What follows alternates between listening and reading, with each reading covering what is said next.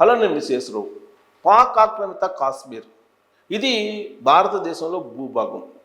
అనేక సందర్భాల్లో అనేక వేదికల మీద భారతదేశం ఘంటాపదంగా చెప్తున్నటువంటి మాట. అయితే దాని మీద పదే పదే అబద్ధాలు ఆడుతూ దాన్నే నిజం చేసేటువంటి ప్రయత్నం పాకిస్తాన్ చేస్తూ ఉంది. ఇప్పుడు తాజాగా శాంతి భద్రతల సంస్కరణలు అనేటువంటి అంశం మీద ఐక్యరాజ్య సమితిలో చర్చ జరుగుతున్నటువంటి సందర్భంగా పాకిస్తాన్ ప్రతినిధి కాశ్మీర్ అంశాన్ని లేవనెత్తారు. వాస్తవంగా అక్కడ లేవనెత్తాల్సినటువంటి సందర్భం కాదు, అయినప్పటికీ పాకిస్తాన్కు సంబంధించిన ప్రతినిధి కాశ్మీర్ అంశాన్ని ప్రస్తావించారు. శాంతి భద్రతల సంస్కరణలు అనే అంశానికి కాశ్మీర్కి సంబంధం లేదు.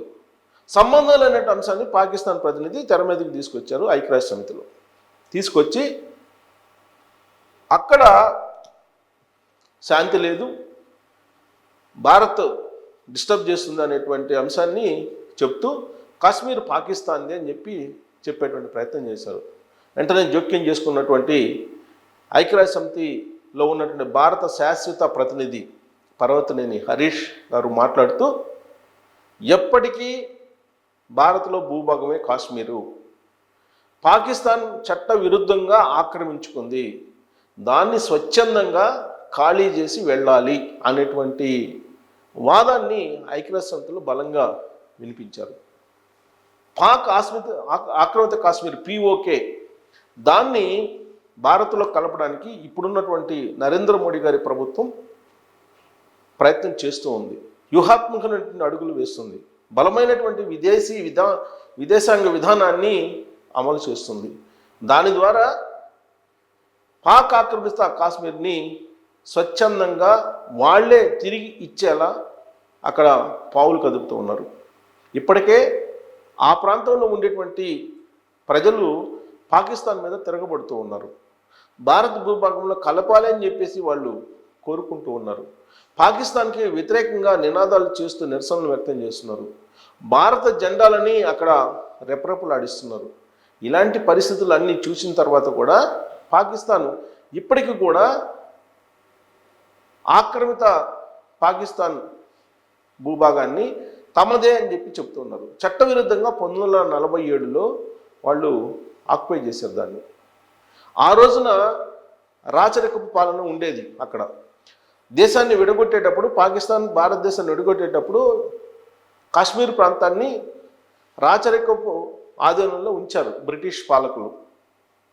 ఆ తర్వాత పాకిస్తాన్ అక్కడున్నటువంటి రాజు మీద దాడి చేసి ఆక్రమించుకునే ప్రయత్నం చేసినటువంటి క్రమంలో భారత్ సహాయాన్ని కోరినప్పుడు భారత సైనికులు అక్కడికి వెళ్ళి దాన్ని కాపాడేటువంటి క్రమంలో కొన్ని క్లాజులతో కూడినటువంటి అంశాన్ని ఆ మహారాజు ఉంచారు. దానికి ఒప్పుకుంటూ భారత్ అంగీకరించింది. దాంతో అది భారత్ భూభాగం అయ్యింది అఫీషియల్గా. కానీ పాకిస్తాన్ మాత్రం తను ఆక్రమించుకున్నటువంటి భూభాగాన్ని ఇప్పటికీ కూడా అది ఆ దేశానిదే అని చెప్తూ ఉంది. కాదు, అది భారత్లో భూభాగం అని క్లియర్గా చట్టం చెప్తోంది అని భారతదేశం పదే పదే అనేక వేదికల మీద చెప్తూ వచ్చింది. ఐక్యరాజ్య సమితిలో కూడా ఇప్పుడు అదే చెప్పింది. అసలు నరేంద్ర మోడీ గారు ప్రధానమంత్రి అయిన తర్వాత తీసుకున్నటువంటి సాహసోపేతమైనటువంటి నిర్ణయాలలో అత్యంత అద్భుతమైనటువంటి నిర్ణయం 370 రద్దు. ఈ 370 ఉన్నంతకాలం అది భారతదేశంలో ఉన్నప్పటికీ కూడా అది ఒక దేశంగా ఉండేది జమ్మూ కాశ్మీర్ అనేది. ఇప్పుడు POK విషయానికి వచ్చేటప్పటికి ఆల్రెడీ భారత భూభాగంలో అది కూడా కలవడానికి సిద్ధమైంది. 370 రద్దు అయిన తర్వాత అక్కడ సీమాంతర ఉగ్రవాదం కూడా తగ్గింది. గతంలో మనం ప్రతిరోజు ఉగ్రవాదం గురించి వినేవాళ్ళం, టెర్రరిస్టులు అటాక్స్ గురించి వినేటువంటి వాళ్ళం. కానీ ఇప్పుడు చాలా వరకు తగ్గిపోయాయి. దానికి కారణం 370 రద్దుతో పాటు దానికంటే ముందుగా నోట్ల రద్దు చేశారు. నోట్ల రద్దు చేయడం కారణంగా సీమాంతర ఉగ్రవాదానికి బ్రేక్ పడింది. బ్లాక్ మనీ తగ్గిందా లేదనేది పక్కన పెడితే సీమాంతర ఉగ్రవాదం మాత్రం తగ్గడానికి నోట్ల రద్దు బాగా ఉపయోగపడింది. అందుకే మళ్ళా నోట్ల రద్దును 500 రూపాయల రద్దు అనేది మళ్ళీ చేయాలనే ఆలోచన కూడా కేంద్ర ప్రభుత్వం చేస్తుంది. RBIకి ఆ మేరకు సూచనలు ఇచ్చారని కూడా తెలుస్తుంది. దాంట్లో భాగంగానే ఇప్పుడు మళ్ళా రూపాయల నోట్లని, 300 నోట్ని, 400 రూపాయల నోట్ని ఇలాంటి వాటిని డినామినేషన్ ప్రవేశపెట్టాలని చెప్పి ఆలోచన చేస్తుంది. ఎందుకంటే గతంలో పాకిస్తాన్ నుంచి, పాకిస్తాన్ కరెన్సీ కూడా రూపీనే, పాకిస్తాన్ నుంచి భారతదేశానికి ఆ కరెన్సీని డంప్ చేసేటువంటి వాళ్ళు దొంగ నోట్లు తయారు చేసి, గాంధీ బొమ్మతో ఉన్నట్టు దొంగ నోట్లు తయారు చేసి పాకిస్తాన్ నుంచి పెట్టెలు ఇక్కడికి దిగుమతి చేసేవాళ్ళు.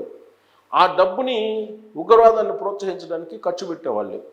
దాంతో సీమాంతర ఉగ్రవాదం అనేది చేయి దాటిపోయేటువంటి పరిస్థితి కూడా ఒక మూమెంట్లో వచ్చింది. అందుకే నోట్ల రద్దు చేసి ఒక సాహసోపేతమైన నిర్ణయం నరేంద్ర మోడీ గారు తీసుకున్నారు. చిన్న ఇబ్బందులు ఉన్నప్పటికీ కూడా, కొంతమంది ఇబ్బంది పడినప్పటికీ కూడా. ఆ తర్వాత 370 రద్దు చేశారు. 370 రద్దు అనేది స్వాతంత్రం ఏర్పడినప్పటి నుంచి అనేక మంది ప్రయత్నం చేసినప్పటికీ వల్ల కాలేదు. కానీ బీజేపీ మూల సిద్ధాంతాల్లో ఉన్నటువంటి అంశం 370 రద్దు, దాన్ని చేసేశారు. ఇప్పుడు నెక్స్ట్ టార్గెట్ ఏంటంటే పీఓకే, పాక్ ఆక్రమిత కాశ్మీర్ తమదే అని చెప్పి రక్షణ శాఖ మంత్రి రాజ్నాథ్ సింగ్ గారు పదే చెప్తూ ఉన్నారు. విదేశాంగ మంత్రి జయశంకర్ గారు చెప్తూ ఉన్నారు అన్ని దేశాల్లో. అయినప్పటికీ పాకిస్తాన్ మాత్రం తన పిడివాదాన్ని వినిపిస్తుంది. దానికి కారణం ఏంటంటే చైనా ఇండైరెక్ట్గా సపోర్ట్ ఉంది. కొంత భాగం చైనా కూడా ఆక్రమించుకుంది, దాంట్లో కొంతేమో పాకిస్తాన్ ఆధీనంలో ఉంది. సో ఆ పీఓకే వరకు భారతదేశంలో కలవడానికి సిద్ధంగా ఉంది ఇప్పుడు. అయితే దాన్ని ఎప్పుడు కలుపుకుంటారు అనేది ఒక పెద్ద ప్రశ్నగా మిగిలిపోయింది. రక్షణ శాఖ మంత్రి వెళ్ళినా, విదేశాంగ శాఖ మంత్రి ఎక్కడికైనా వెళ్ళినా, ప్రధానమంత్రి గారు ఎక్కడికైనా వెళ్ళినా ఇమీడియట్గా వచ్చేటువంటి క్వశ్చన్ ఏంటంటే పీఓకేని ఎప్పుడు భారత భూభాగంలో కలుపుకోబోతున్నారు అనేటువంటి క్వశ్చన్. ఆల్రెడీ భారత్ భూభాగంలో ప్రత్యేకంగా కలుపుకోవాల్సిన అవసరం లేదు, అది భారత్ భూభాగంలోదే పాక్ ఆక్రమిత కాశ్మీర్ అనేది చెప్తూ ఉన్నారు. సో రీసెంట్గా కూడా కేంద్ర హోంశాఖ మంత్రి అమిత్ షా గారు కూడా చెప్పారు, పీఓకే నెక్స్ట్ టార్గెట్ మాది, పీఓకేని స్వాధీనం చేసుకొని పూర్తి స్థాయిలో అక్కడ స్వాతంత్రం కల్పించడమే లక్ష్యం, అక్కడ భారత భూభాగం అది పీఓకే అనేది చాలా క్లియర్గా చట్టబద్ధంగా అది భారత్లో భూభాగం అని చెప్పి చెప్తూ ఉన్నారు. ప్రపంచానికి కూడా తెలియజేశారు. ఐక్యరాజ్య సమితిలో కూడా అనేక సందర్భాలు వినిపించారు, అంతర్జాతీయ స్థాయిలో అంతర్జాతీయ వేదికల మీద కూడా వినిపించారు.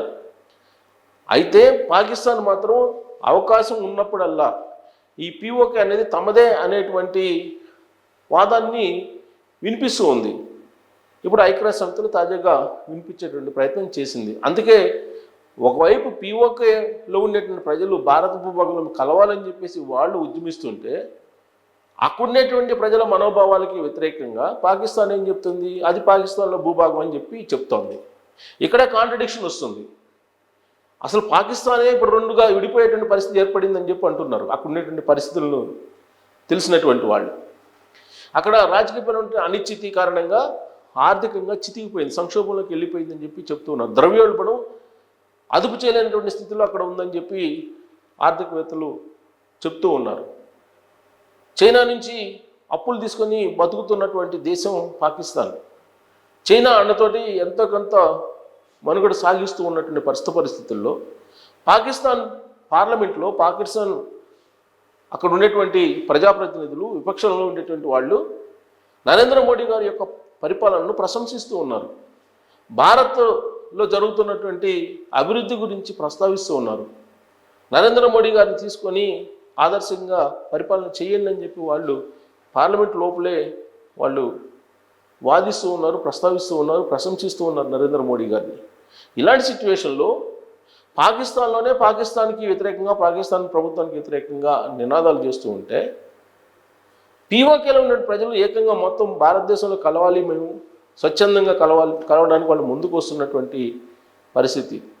ఇలాంటి పరిస్థితుల్లో పీఓకే భారత్లో భూభాగం సంపూర్ణంగా కావడానికి ఎంతో దూరంలో లేదు అనేటువంటి విషయాన్ని ఐక్యరాజ్య సమితి వేదికగా ఇప్పుడు మన శాశ్వత ప్రతినిధి పర్వతనేని హరీష్ బల్లగుద్ది చెప్పారు. దీంతో ఐక్యరాజ్య సమితిలో మరో వాదన లేకుండా పాకిస్తాన్ సైలెంట్ అయిపోయింది. కాబట్టి రాబోయేటువంటి రోజుల్లో పీఓకేని భారత్ స్వాధీనం చేసుకోవడానికి సిద్ధంగా ఉంది అనేది నరేంద్ర మోడీ గారు అనేక వేదికల మీద చెప్పారు. బీజేపీలో ఉండేటువంటి వాళ్ళు, కేంద్ర ప్రభుత్వం పెద్దలు చెప్తున్నారు. కాబట్టి జస్ట్ కొన్ని డేస్లోనే పీఓకే భారత్లో భూభాగం సంపూర్ణంగా కాబోతుంది అని చెప్పి చెప్పొచ్చు. అలాగే జమ్మూ కాశ్మీర్ ఆల్రెడీ ఎలక్షన్స్ అయిపోయినాయి. జమ్మూ కాశ్మీర్ ముఖ్యమంత్రి కూడా అదే చెప్తున్నారు, మిమ్మల్ని ఎవరు అడ్డుకుంటున్నారు పీఓకే హ్యాండ్ ఓవర్ చేసుకుంటే అని చెప్పి కేంద్ర ప్రభుత్వాన్ని ప్రశ్నిస్తున్నటువంటి తరుణంలో ఖచ్చితంగా ఆ దిశగా నరేంద్ర మోడీ గారు ఏ సమయంలోనన్నా అడుగు వేసేటువంటి అవకాశం ఉంది పరిస్థితులకు అనుగుణంగా అనేది తెలుస్తుంది. మరి పీఓకే నెక్స్ట్ ఎలక్షన్ లోపల స్వాధీనం అవుతుందా, భారత్ భూభాగంలో అంతర్భాగం అవుతుందా, లేదంటే ఎలక్షన్ సందర్భంగా ఆ పీఓకేని అస్త్రంగా ఉపయోగిస్తారా అనే దాని మీద మీరు కామెంట్ చేయొచ్చు. Thank you.